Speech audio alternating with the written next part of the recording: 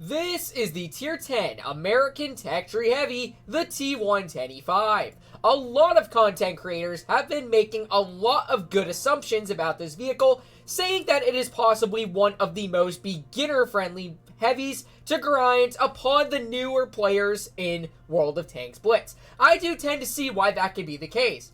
Is because the T110E5 is pretty much the jack of all trades in terms of tech tree heavies. It's got amazing levels of aiming time and dispersion, over 2,600 damage per minute, with a 8.96 second reload time, just shy of 9 seconds of reload, 8 degrees of gun depression, which means this thing can be fairly flexible poking over ridgelines, and not to mention troll armor and fairly solid maneuverability. It pretty much has everything that you could ever want going for. Not to mention, it also carries sandbags as well to increase your hit point factors, which is unique to even think about.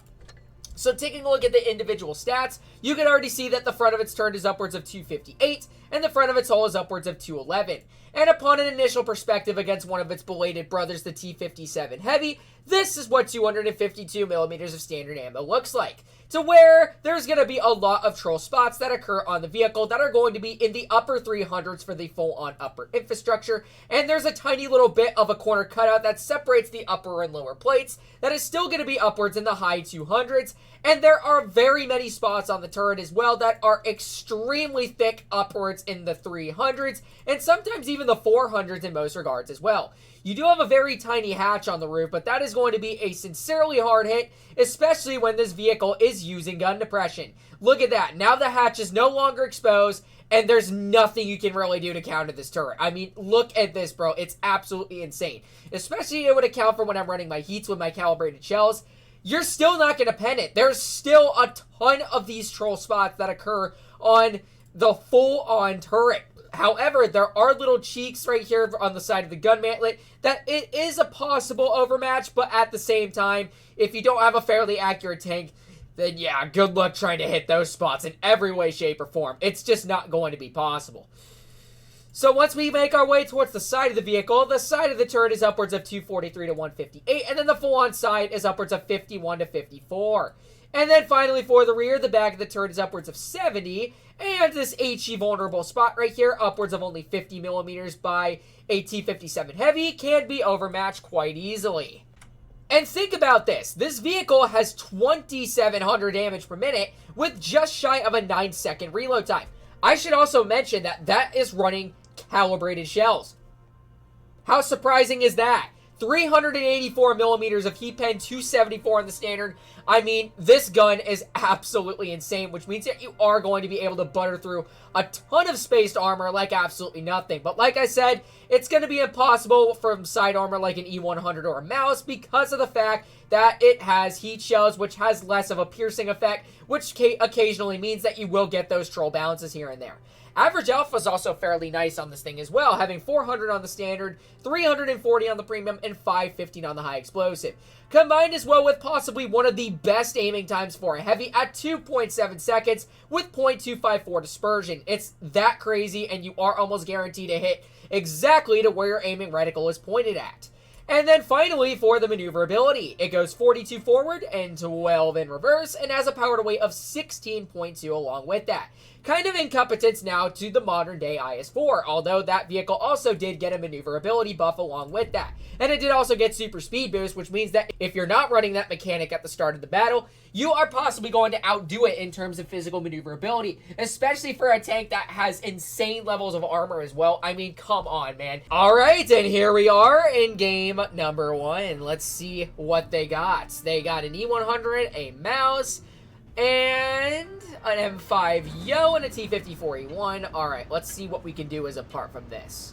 So we're going to head on over towards the far left side, and then we are going to be using our solid bits of gun depression to the best of our ability. So we're going to plop on our engine boost for the time being right there, and then we're going to zooey mama our way right on over here. Just make sure we have some bits of support coming on through. I want to point my gun up just in case if any stink munchkins want to try to peck me off over to the side right over here.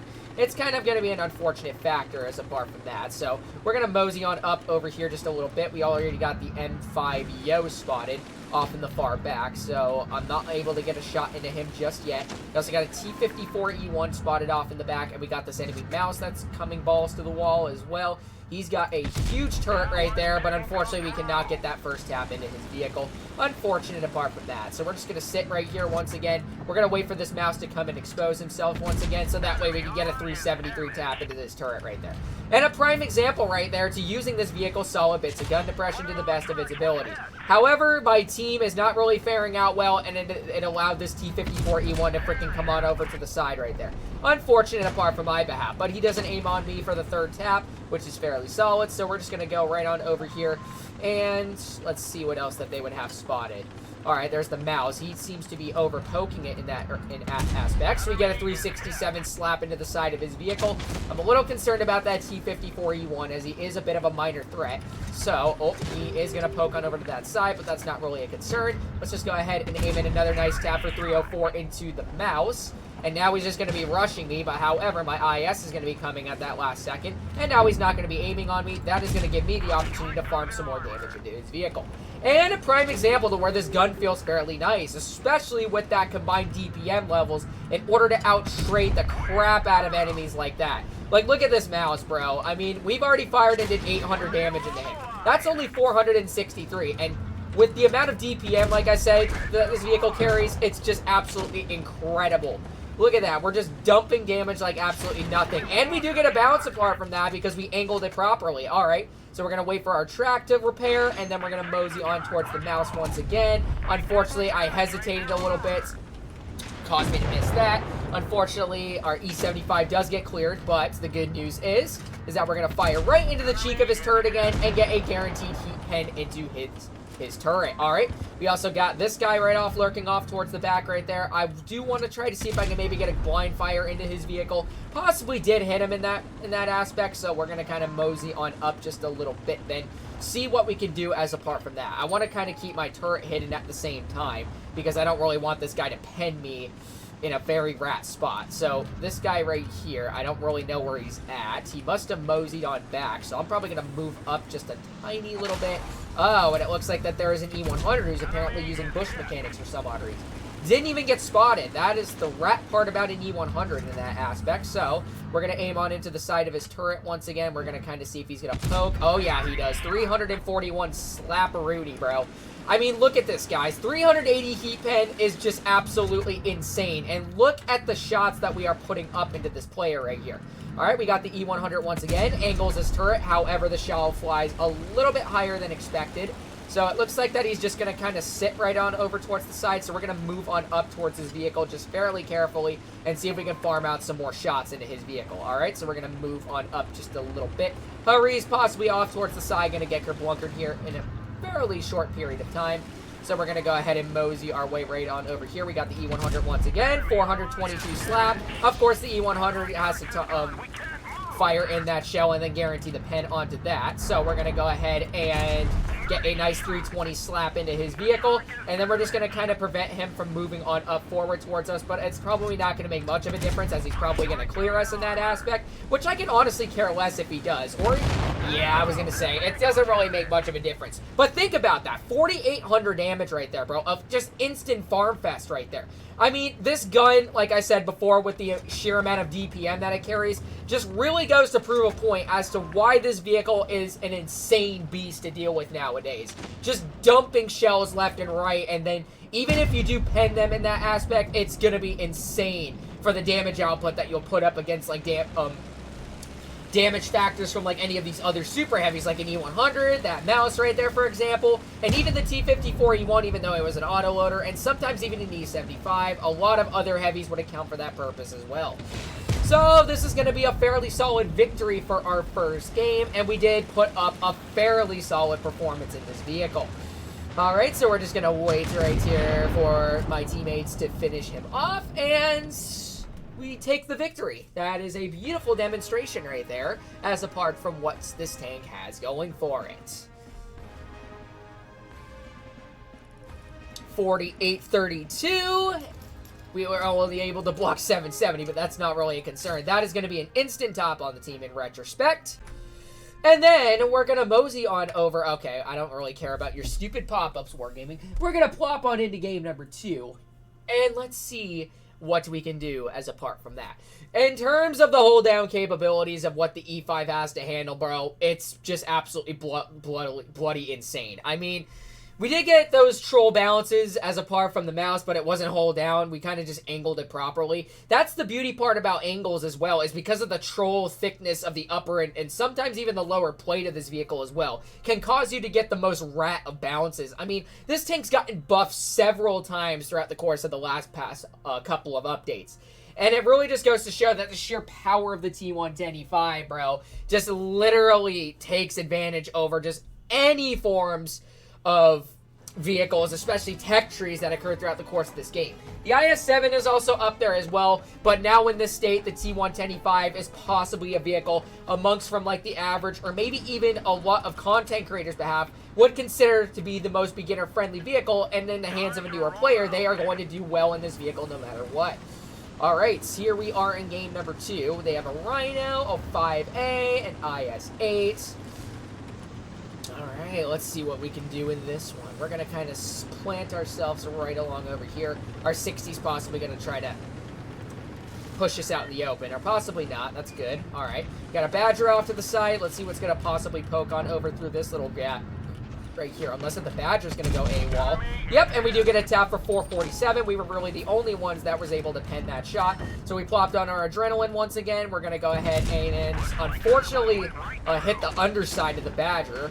I don't really know why Wargaming decided to give me that shot in that aspect. So, I also got the IS-8. It's possibly a border jumper name, and he's going to try to go side straight mode on that. But it's not going to make a difference, as he did fully expose his upper infrastructure.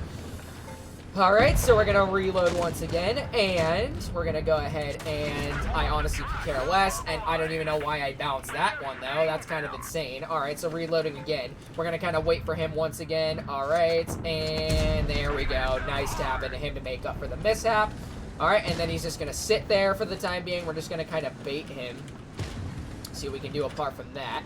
Alright, well, I guess he really wants to tunnel me, but it's not going to make a difference. There we go. Nice bounce from him. Alright, so 3, 2, 1. We got some more vehicles that are possibly going to be lurking on out over here. We're going to wait for the IS-8 once again. Alright, bro, you really think that you're going to get away with that? Alright, Badger. I do see that you are also moseying on forward. Alright, and your upper infrastructure is exposed again, and I missed the shell. Unfortunate. So, alright, we got the Badger off to the side once again. Let's go ahead and maybe see if he can... Alright, we'll get a slap into the IS-8 real quick if he does poke once again. Real quick. There we go. 306 slap into you. Alright. Reloading once again. Unfortunately, our team is deteriorating one by one, which is unfortunate. So I want to quickly, I was going to say, get a slap into you. We got the 5A once again. We get a nice slap for 474 into his vehicle. Alright, and we also got the 111 GFT coming on through the side. We got the 5A, nice slap into you. He slaps the shell into me, of course. That's what every other player is capable of doing. We got the WZ right there. Unfortunately, I will probably going to die, but it's not going to make much of a difference, as we were able to break past 3,000 damage for another time. Alright, so we're going to reload, and we're going to go ahead and finish you off real quick. Beautiful stuff. Alright, and then we're going to reload once again. Let's see. We got this guy fully on exposed right there. We're going to slap you, and he does bounce us. Beautiful stuff. Yep, the Troll Armor doing its job once again, as apart from what this vehicle has going for it. Alright, so we got the IS-8 right off to the side, and we also got the Rhino. We get a nice slap into you. Alright, and it's possibly not going to make much of a difference, as we are going to die in no matter what. Oh, the Rhino bounces me, but he's still got a second shell reloaded. So I'm going to get a missing shell into you, but that's totally alright. We're just going to let the WZ finish me off, because honestly, this was a joke of a game. But again, 3,000 damage. What more can you ask for as opposed from that? This is where the DPM can make up for your mishaps as apart from that, which you're able to still put up games like this, or 4,000 damage once again. This is a solid example about demonstrating the armor. We were able to block 2,300 in that aspect, and this is going to be an instant top on the team. It's unfortunate that I have to have a team like this to carry 100% of the time. Look at this, 44%, 44%, 51%. And 45% to 50% and 47%. Yep. Figures. Alrighty, so let's go ahead and plop into game number 3 then. Forget about that tragedy of a team apart from their performance levels. And let's see if we can possibly do a solid result in our third game as well. So here we are, loaded on up once again. Let's see what they got.